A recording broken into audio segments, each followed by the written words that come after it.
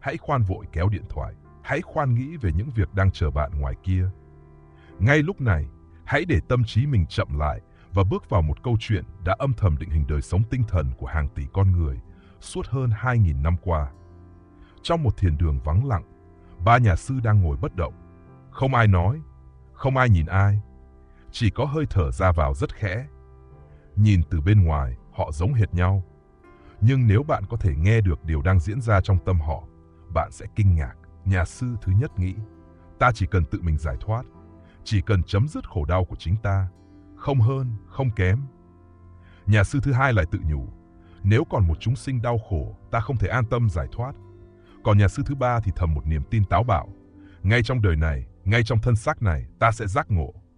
Ba người, ba mục tiêu, ba con đường tu tập hoàn toàn khác nhau, nhưng tất cả đều tự nhận mình đang đi đúng con đường mà Đức Phật đã chỉ ra.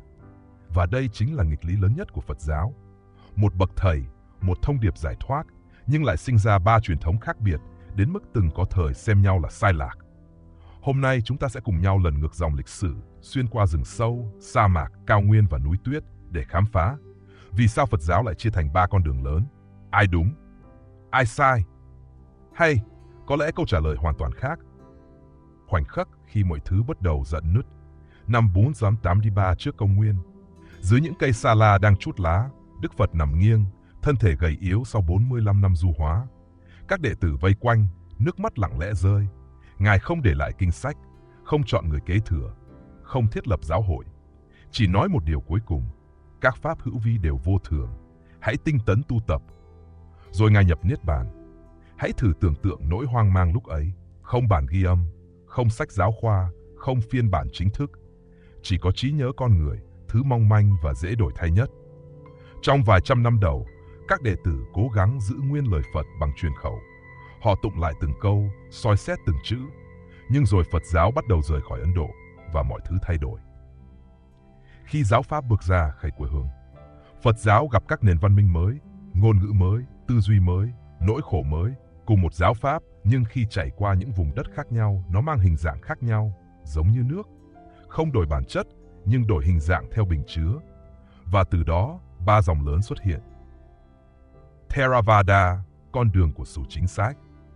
2 thế kỷ sau khi Phật nhập diệt, Hoàng đế Ashoka thống nhất Ấn Độ bằng gươm đao, rồi thống nhất lòng người bằng Phật Pháp.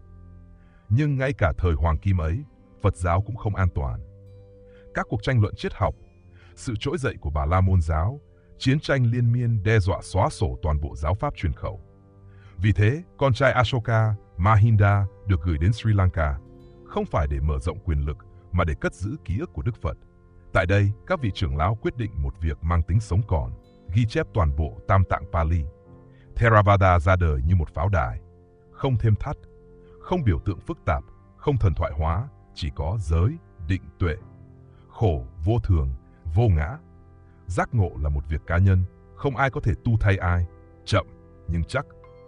Mahayana, khi lòng từ bi trở thành lý tưởng tối cao, nhưng không phải ai cũng hài lòng. Một số người hỏi, nếu ta giải thoát mà người khác còn khổ, sự giải thoát ấy có trọn vẹn không? Từ câu hỏi ấy, Mahayana hình thành. Họ không phủ nhận giải thoát cá nhân, nhưng đặt nó sau lòng từ bi. Họ nâng lý tưởng Bồ Tát lên cao hơn A-la-hán. Họ nói, Niết Bàn không nằm ngoài thế gian, Samsara không tách khỏi giác ngộ. Tại Trung Hoa, Mahayana gặp Lão Trang, gặp Nho Gia, gặp tư duy bản địa. Và từ đó sinh ra thiền, trực nhận tính tâm. Phật tánh, mọi người đều có khả năng giác ngộ. Phật giáo không còn chỉ dành cho tu sĩ, mà cho cả người bình thường. Vajrayana, con đường nguy hiểm nhưng nhanh nhất. Rồi Phật giáo đến Tây Tạng, một vùng đất khắc nghiệt, tín ngưỡng cổ xưa mạnh mẽ, thần linh, ma quỷ hiện diện trong đời sống thường nhật. Padmasambhava không xóa bỏ tín ngưỡng ấy, ông chuyển hóa nó. Tham dục không bị chối bỏ, sân hận không bị đàn áp, si mê không bị trốn chạy. Tất cả được đưa vào con đường tu. Vajrayana nói, nếu ngươi đủ trí tuệ, mọi độc dược đều có thể thành thuốc, nhanh, mạnh, nhưng nguy hiểm, chỉ dành cho người đã có nền tảng vững chắc. Vậy rốt cuộc, ai đúng? Ngày nay, các phát hiện khảo cổ cho thấy những bản kinh cổ nhất không hoàn toàn trùng khớp với bất kỳ truyền thống nào. Điều đó gợi ra một khả năng táo bạo. Có lẽ ngay từ đầu, Đức Phật đã không dạy một con đường duy nhất. Ngài dạy theo căn cơ, theo khả năng, theo hoàn cảnh. Giống như một thầy thuốc không dùng một toa cho mọi bệnh nhân. 3 truyền thống không phải 3 sự phản bội, mà là 3 cách tiếp cận cùng một chân lý. Kết thúc 3 con đường, 1 điểm đến. 3 nhà sư vẫn ngồi đó, mắt khép lưng thẳng. Có thể đến một ngày, họ sẽ gặp nhau trên cùng một đỉnh núi. Chỉ là mỗi người đã chọn một lối đi phù hợp với mình. Còn bạn thì sao? Bạn cần sự rõ ràng của Theravada, lòng từ bi của Mahayana, hay sức mạnh chuyển hóa của Vajrayana? Hãy chia sẻ cảm nhận của bạn.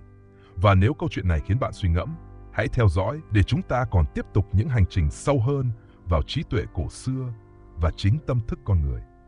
Vì đôi khi, con đường bạn đang đi không phải để tìm điều gì mới, mà là để nhớ lại bạn vốn đã là ai.